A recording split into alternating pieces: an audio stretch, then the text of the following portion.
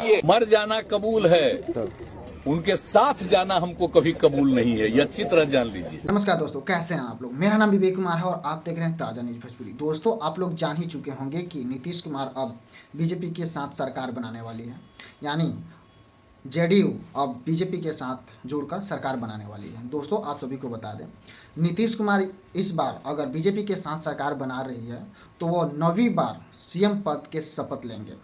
कहीं ऐसा तो नहीं लग रहा है कि नीतीश कुमार सबसे ज़्यादा बार शपथ बनाने का रिकॉर्ड बनाना चाह रहे हैं। और मेरे ख्याल से नीतीश कुमार ऐसा रिकॉर्ड बना भी चुके होंगे, क्योंकि बिहार में कोई भी ऐसा सीएम नहीं होगा जो लगातार 9 बार सीएम पद का शपथ ले चुका हो। दोस्तों, कभी आरजेडी में मिलते हैं तो कभी बीजेपी में मिलते हैं, फिर आरजेडी में जाते हैं, फिर बीजेपी में आते हैं। ऐसे कई बार कर चुके हैं और धीरे धीरे करके लोगों का विश्वास नीतीश कुमार से उठते जा रहा है, क्योंकि वो किसी एक पार्टी में नहीं रह रहे हैं। कभी इस पार्टी के साथ गठबंधन कर रहे हैं, कभी उस पार्टी के साथ गठबंधन कर रहे हैं, और ऐसे करके उन्हें सिर्फ कुर्सी चाहिए। किसी भी पार्टी में जाते हैं तो उनका एक ही डिमांड होता है कि हम सीएम पद पे बने रहेंगे।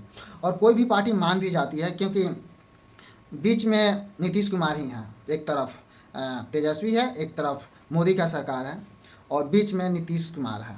नीतीश कुमार जिसमें मिल जाते हैं सरकार उसकी आ जाती है, और इसका काफ़ी बेनिफिट लेते हैं नीतीश कुमार, क्योंकि किसी भी पार्टी में मिलने से पहले ही उनका डिमांड होता है कि सीएम पद मेरे पास ही रहेगा।